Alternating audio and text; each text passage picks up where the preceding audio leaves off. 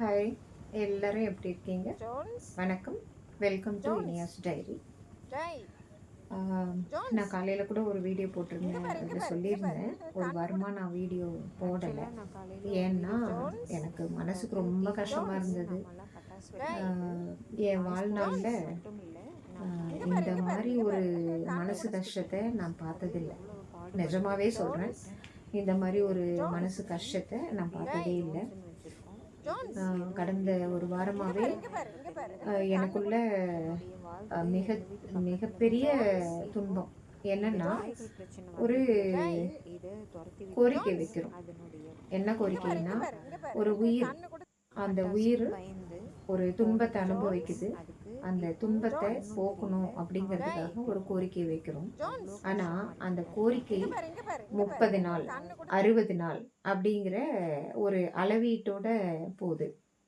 30 நாளில் முடிக்கணும், 60 நாளில் முடிக்கணுங்கிறதுக்காக ஒரு லெட்டரும் வந்தது. அதாவது அனிமல் வெல்ஃபேர் போர்ட் ஆஃப் இந்தியாவுக்கு நான் போடுறேன். 60 நாள் கழிச்சு தான். இத்தனைக்கும் நான் ஒரு 600 தடவை திரும்ப திரும்ப ஃபோன் பண்ணி கேட்டதுனால ஒரு லெட்ரு மட்டும் வந்தது. அதன் மீது எந்த நடவடிக்கையும் இல்லை. எங்கள் தெருவில் ஒரு அழகான ஃபேமிலி. அந்த ஃபேமிலி எப்படின்னா, ஒரு தாய், அதுக்கு ஒரு 6 நாய்க்குட்டிகள்.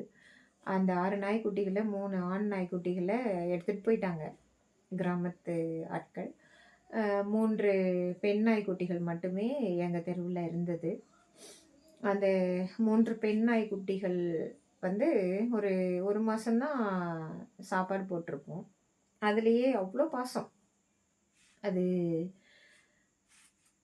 அதான் சொல்கிறேனே, டாக் லவ்வர்ஸ், டாக் ஹேட்டர்ஸ்ன்னு சொல்லிட்டு இங்கே நிறைய பேர் எது ஏதோ சொல்லிக்கிட்டு இருக்கோம்.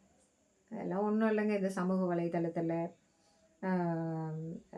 பேசிகிட்டு இருக்கிறது, அரட்டடிச்சிட்டு இருக்கிறது, சேட்டை பண்ணிகிட்டு இருக்கிறது, இதெல்லாம் ஒன்றுமே இல்லை அன்புக்கு முன்னாடி. டாக் ஹேட்டர்ஸ்னால் என்ன பெருமையா? டாக் லவ்வர்ஸ்ன்னு என்ன சிறுமையா?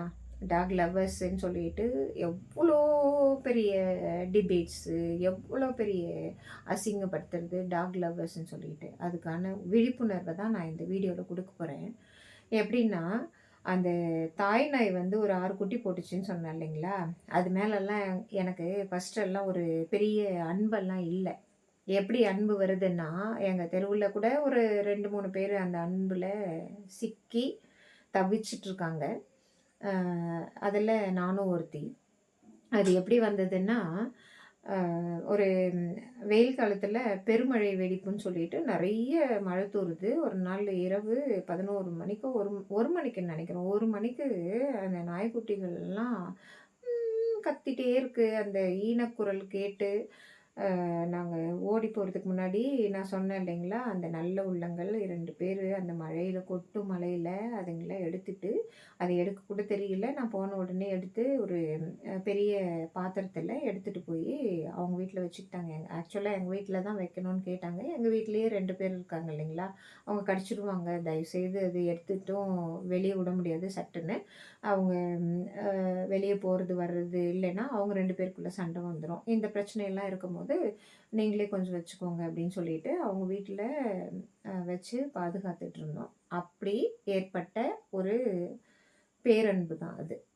சும்மாலாம் அந்த தெருவில் போகிற நாய்கள் குட்டி போட்டுருச்சு, அது மேலே ஒரு கரிசனம் இருக்குது. இல்லை இந்த டாக் ட்ரேடர்ஸ்ன்னு சொல்லிட்டு சில பேர் இருக்காங்க பாருங்க, அவங்கள மாதிரி நாங்கள் சோற வச்சோம், இந்த மாதிரி ஒரு நாய் வந்து ரொம்ப கஷ்டப்படுது பாருங்க அப்படின்னு சொல்லிட்டெல்லாம் ட்ரேட் பண்ணிட்டு இருக்கிறதுக்காக சொல்ல வரல. இதெல்லாம் உண்மை. அந்த 6 நாய்க்குட்டிகள் மீது அப்போ தான் பாசம் வருது. அதுக்கப்புறம் அதுங்க கொஞ்சம் எழுந்து நடக்கும்போது அந்த தாய் நாய் எங்ககிட்ட வந்து சாப்பாடு கேட்குது. குழந்தைய பெற்ற ஒரு பெண் குழந்தை அது. அதுக்கு சாப்பாடு போடுறது ஒரு ஈர மனசோட போடுறோம். அப்படி பழகிடுச்சு. அந்த நாய்க்குட்டிகளும் வந்து சாப்பிடுது. இது வந்து 1 மாசமா எங்கள் நாய்களுக்கு போடும்போது அதோட ஞாபகமும் ஆட்டோமேட்டிக்கலாக வருது. இது வந்து எப்படி போகுதுன்னா கதை, நான் ஏற்கனவே சொன்னேன் இல்லைங்களா, அதாவது லேண்ட் அக்யூசிஷன்ங்கிறது இந்த உலகத்தில் மிக கொடுமையான விஷயம். என்னுடைய தாயார், வயதான தாயார் அவங்களோட ஆரிஜினல் சொத்தை அபகரிக்கிறதுக்காக அரசியல் ரீதியாக பயமுறுத்துகிறாங்க. அதை வந்து நான் உடைக்கிறேன். அந்த லேண்ட் அக்விசிஷன் அப்படிங்கிற விஷயம் கூடவே நிறைய இந்த ஒரு கரப்ஷனல் ஆக்டிவிட்டீஸ் எல்லாம் ஒரு அரசியல் ரீதியாக எனக்கு எதிர்ப்பு வருது. இது வந்து என்னுடைய வீடு வரைக்குமே கொண்டு வராங்க. அதில் தான் நான் சொல்லியிருப்பேன் பாருங்கள் நிறைய வீடியோஸில். ஒரு ஆல் உமன் போலீஸ் ஸ்டேஷனில் பயமுறுத்துகிற அளவுக்கு, ரவுடியை வச்சு பயமுறுத்துகிற அளவுக்கு ஒரு பெண்களுக்கு பாதுகாப்பு இல்லாத இடத்துல நான் தைரியமாக இருக்கேன். அதையும் நான் ஃபேஸ் பண்ணுறேன். அவங்க எங்கே மாட்டிக்குவாங்களோ அப்படின்னு சொல்லிட்டு என்னை பயமுறுத்துறதுக்காக என்னுடைய ஹஸ்பண்டை, என்னுடைய குழந்தைய, என்னை எல்லாமே ஒரு கேமரா வச்சு பார்க்குறது, காவல்துறையை ஏவி விட்டு பயமுறுத்துறது. அடுத்தது லேண்ட் அக்விசிஷனுக்காக நீ இந்த லெட்டர்லாம் போடுவியா அப்படின்னு சொல்லிட்டு அதுக்கு பின் விளைவு ஏற்படுத்துறதுக்காக பல பேரை, இந்த கையெழுத்து போடுற பல பேரை வந்து ஏவி விட்டாங்கன்னு சொன்னேன் இல்லைங்களா? அதையெல்லாம் நான் முறியடிக்கிறேன். அதே சமயத்தில் இன் பிட்வீன் கேப்பில் ஒரு ஒரு மாதம் இந்த நாய்க்குட்டிகளுக்கு ஒரு பேரன்பு தான் அது. இந்த ஊழல்கள் எல்லாம், இந்த அரசியல் எதிர்ப்புகள் எல்லாம் பார்க்கும்போது ஒரு வெறுப்பு. அதே சமயத்தில் வீட்டுக்கிட்ட வந்தால் அந்த அதை நான் ஏற்கனவே நிறைய டைம் சொல்லியிருக்கேன். ஒரு கொலையே பண்ண வர்றவங்கள கூட அந்த பரிவான அந்த கண்களால் பார்த்துட்டு வாலாட்டுறது தவிர வேறு எதுவுமே தெரியாத ஒரு உயிரினம் நாய்கள். இப்போ சொல்லுங்க, டாக் லவர் வந்து ரொம்ப கேவலமானவங்களா? கிடையவே கிடையாது. அந்த இன்கலாமிட்டிஸ் எல்லாம் மறக்கிறதுக்காக நான் அந்த பேரன்பு கொண்ட ஒரு உயிரினம், மழை வந்ததுனால அதுவும் இயற்கை தான் மழையும், எங்கள் கூட பழகிய அந்த குழந்தைங்களுக்கு சோறு போடுறது நான் இந்த கையால் சம்பாரித்து அந்த அரிசியை வாங்கி உண்மையாக சோறு போடுறது வந்து எனக்கு அவ்வளோ மனசு திருப்தியாக இருந்தது. அதை வந்து குலைச்சாங்க. எப்படின்னா பாருங்க, ஒரு நாள் அந்த 2 நல்ல உள்ளங்கள்னு சொன்னேன் இல்லைங்களா? அவங்க தான் சொல்கிறாங்க, சாரி, ஆட்டோவில் அந்த குழந்தைங்க கதற கதற எடுத்துகிட்டு போயிருக்காங்க. என்னை எதிர்க்க முடியலன்னா ஒரு சின்ன குழந்தைங்க 5 அறிவுங்க, அவங்கள வந்து கதற கதற எடுத்துகிட்டு போய் எங்கேயோ விட்டாச்சு. அன்னைக்கு மனசு உடஞ்சிச்சு. ஆனாலும் கொஞ்சம் மனசை தேத்திக்கிட்டு அனிமல் வெல்ஃபேர் போர்ட் ஆஃப் இந்தியாவுக்கு நான் போகிறேன். Sorry animal welfare board of இந்தியாவுக்கு நான் போடுறேன் பெடிஷன். அதான் 30 நாள் 60 நாள் நம்ம தான் கணக்கு வச்சுருப்போமே. அந்த கணக்கில் 60 நாள் கழித்து எனக்கு 600 தடவை நான் ஃபோன் பண்ணியிருப்பேன். ஃபோன் பண்ணியும் எந்த நடவடிக்கையும் இல்லை. இன்றைக்கி வரைக்குமே நடவடிக்கை இல்லை. எனக்கு அந்த குழந்தைங்க கிடைக்கவே இல்லை. அதுக்குள்ளே போன வாரம் வந்து சீஃப் செக்ரட்டரிஸ் எல்லாம் கூப்பிடுது நீதிமன்றம். அது ஏதோ டைரெக்ஷன் எல்லாம் தருவாங்க அப்படின்றாங்க. எனக்கு என்னவோ தோணுச்சு, அந்த ஒரு வேதனையா. அப்புறம் எனக்கு ரொம்ப பரிச்சயமான இடங்கள்லாம் சில உயிரினங்கள் மேலே எனக்கு அந்த ஈர்ப்பு ஏற்பட்டது. இந்த துன்பத்தை போக்கணும், அவ்வளோதான்.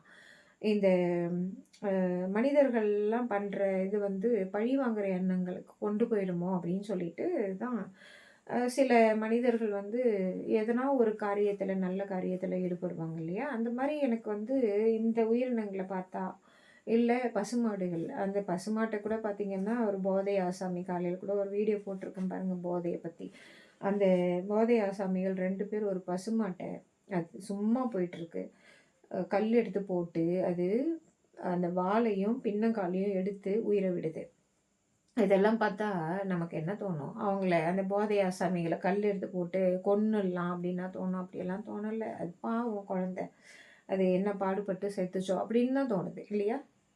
அதையும் மீறி நீ வேதனைப்பட்டுட்டு இருக்கியா அப்படின்னு சொல்லிட்டு எதனா ஒன்று செய்யும் போது நமக்கு பழி வாங்குற எண்ணமே வரக்கூடாதுங்கிறதுக்காக நமக்கு பரிச்சயமான இடங்கள்ல நம்ம என்ன பண்ணுறோன்னா அதே மாரி இருக்கிற உயிரினங்கள நம்ம பார்க்க வேண்டிய சூழ்நிலைகளுக்கு தள்ளப்படும்போது, அவங்க மேல ஒரு கான்சன்ட்ரேஷன் போது இல்லைங்களா? அப்போ கான்சன்ட்ரேஷன் போன இதில நான் பார்த்த நிகழ்வுகள். இந்த உத்தரவுகள் வந்து கரெக்ட்டா, தப்பாங்கிறத விட, நம்ம மனிதர்கள் கிட்ட எத்தனை குறைகள் இருக்குது அப்படிங்கிறது தான் நான் இந்த வீடியோல பதிவிட விரும்புறேன். இந்த குறைகள், தவறுகள். அந்த தவற நான் சுட்டிக்காட்டுறேன் பாருங்க. ஒரு நாய் பெண் நாய்க்குட்டி அது வந்து அ ஒரு படிக்கட்டு மேலேயே படுத்துட்ருக்கும். அவங்க ஃப்ரெண்ட்ஸ் எல்லாம் ஒரு 10, 15 பேர் கீழே தான் படுத்துட்ருப்பாங்க. நான் நெறைய டைம் பார்த்துருக்கேன். அத சாப்பிடவே விடாது. மத்த நாய்க்குட்டிகள் எல்லாம். ஏன்னா, அது வந்து கொஞ்சம் உடல் மெலிந்து காணப்படும். ரொம்ப அக்ரஸிவா இருக்கிற நாய்ங்கிட்டலாம் எதிர்க்க முடியாத அது பாட்டுக்கு படுத்துட்ருக்கும். அதுகிட்ட நான் கத்துக்கிட்டது, எவ்வளோ பசி இருந்தாலும், அந்த சாதமே இருந்தாலும், அவங்கலாம் சாப்பிட்டுட்ருக்கும்போது, ஒரு பிரியாணி கூட சாப்பிட்டுட்ருக்கும்போது, இது வந்து அமைதியாவே இருக்கும். அந்த சண்டைக்கு போகல. அதுகிட்ட கத்துக்கிட்டது நான் அதுதான்.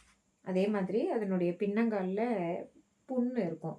அது அந்த கால இப்படி தூக்கிட்டு தான் நடக்கும். நடக்க முடியாம நடக்கும். அதுக்கு சில சமயத்துல என்னால முடிஞ்ச அளவுக்கு அந்த ரூ. 10 மருந்து இருக்கு இல்லைங்களா? மருத்துவத்துறையில இப்ப மிகப்பெரிய மாற்றம் அது. அந்த ரூ. 10 மருந்து வாங்கி போட்டு நெறைய நாய்க்குட்டிகள காப்பாத்திட்டு வரோம் நம்மலாம். அந்த நாய்க்குட்டிகள்ல ஒரு நாய்க்குட்டியா அத வந்து நானு பராமரிச்சுட்டு வந்தேன்.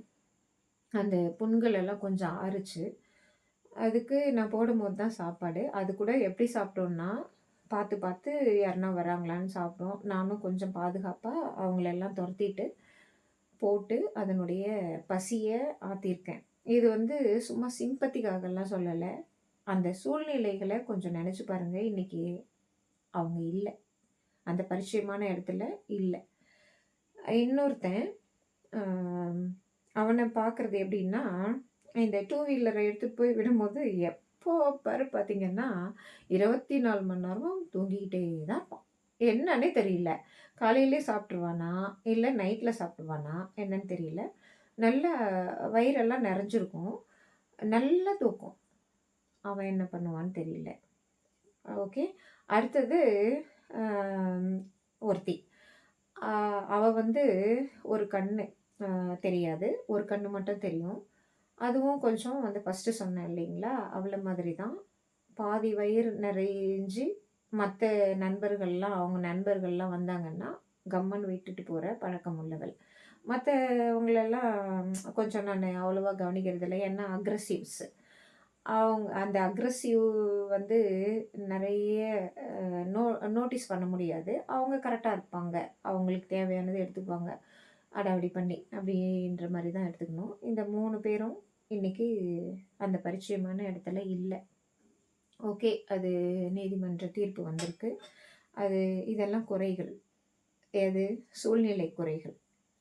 அங்க போயிட்டு அந்த குழந்தை அ அந்த பின்னங்கால்ல புண்ணு இருந்த குழந்தை எத்தன பேர் பார்த்துக்குவாங்கன்ற அந்த துன்பமும் வந்து இன்னைக்கு சேர்ந்திருக்கு. அந்த 3 நாய்க்குட்டிகளுக்கு இப்போ நான் கண்ணீர் விட்டுட்டுருக்கேன்.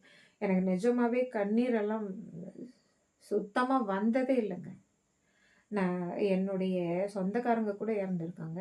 எனக்கு அந்த மாரி வந்ததில்ல. இது ஏன் வருதுன்னா, ஒரு 5 ஜீவன். நம்மள மாரி ஆ ஒருத்தர எதிர்த்து கேட்கறதுக்கோ, இல்ல எழுதி மனுக்கள எழுதி ஒரு ஃபோன் பண்ணி 600 தடவ ஃபோன் பண்ணி ஒரு 30 நாள்லயோ, 60 நாள்லயோ ஒரு லெட்டர் வருது. அந்த லெட்டர வச்சு அவங்கள கண்டுபிடிச்சிடலாம். அப்படிங்கிற அந்த ப்ராசஸ் போயிட்டே இருக்கு இல்லைங்களா? அது ஒரு மனசுக்கு நிம்மதி இல்லையா? அந்த மாரி கூட வாய்ப்பில்லாத ஜீவன்கள நெனச்சா மனசுக்கு ரொம்ப நெருடலா இருந்தது. அந்த துன்பம் வந்து என்னுடைய முகம் ஃபுல்லா அப்பியிருக்கு. முகம் ஃபுல்லா ஃபில் ஆயிருக்கு. நெறஞ்சிருக்கு. என்னால அதுலருந்து வெளியவே நிஜமாவே அதுலருந்து என்னால வெளிய வர முடியல. அந்த துன்பங்கள் தான் என்ன வாட்டி வதச்சிட்டுருக்கு. இந்த இன்னைக்கு நான் பார்த்த துன்பங்கள் இது. அவங்கலாம் என்ன பண்ணுவாங்களோ அப்படின்னு சொல்லிட்டு. இதில விழிப்புணர்வு என்னன்னு கேட்டீங்கன்னா, ஒரு கொலையே பண்ண வந்தா கூட வாலாட்டிட்டு இருக்கிற அவங்கள நல்லா பார்த்துக்கோங்க. இல்ல வாலண்டியர்ஸா எங்கள மாரி இருக்கிறவங்கள எல்லாம் இணைச்சு விடுங்க. அக்கவுண்டபிலிட்டி கிரியேட் பண்ணுங்க. ஆ இந்த தெருவுல இத்தன நாய்கள் இருந்ததுன்னு சொல்லிட்டு, ஒவ்வொரு ஸ்ட்ரீட்ல இருக்கிற ஒரு நல்ல மனசு உள்ளவங்க, அந்த எடுத்துட்டு போய் விட்டாங்களே அவங்களெல்லாம் விட்டுருங்க. டாக் ஹேட்டர்ஸ் எல்லாம் எங்களுக்கு ஒரு பொருட்டே இல்ல. எவ்வளோ கிண்டல் அடிச்சாலும் சரி, எவ்வளோ பண்ணாலும் சரி, அத பத்தியெல்லாம் கவல கிடையாது. அந்த எந்த இடத்துல எடுத்துட்டு போய் விட்டாங்க? அவங்கலாம் என்ன ஆனாங்க? அவங்களுக்கு உண்டான பாதுகாப்பு என்ன? அவங்களுக்கு உண்டான மருத்துவ உபகரணங்கள் என்னென்ன இருக்கு? மருத்துவ நடைமுறைகள் என்னென்ன ஃபாலோ பண்ணப்படுது? இதையெல்லாம் கொஞ்சம் எங்களுக்கு தெரியப்படுத்துங்க. எங்க மனசு நிம்மதியா இருக்கும். இத தான் நாங்க கேட்டுக்கிறோம். இதையும் நீதிமன்றம் தான் பதில் சொல்லணும்னா, அதெல்லாம் சொல்லாதீங்க. உயர்நீதிமன்றம் சொல்லியிருக்காங்க. நீதிமன்றங்கள் என்ன சர்வரோக நிவாரணி அப்படின்னு சொல்லிட்டு, இத நமக்குள்ளவே எதுனா பேலன்ஸ் பண்ணி இது பண்ணிக்கலாம். அதுக்குண்டான நடவடிக்கைகள கொஞ்சம் வாய்ப்புகளா இந்த டாக் லவ்வர்ஸ்க்கு குடுங்கன்னு மன்றாடி கால்ல விழுந்து கேட்டுக்கிறேன்.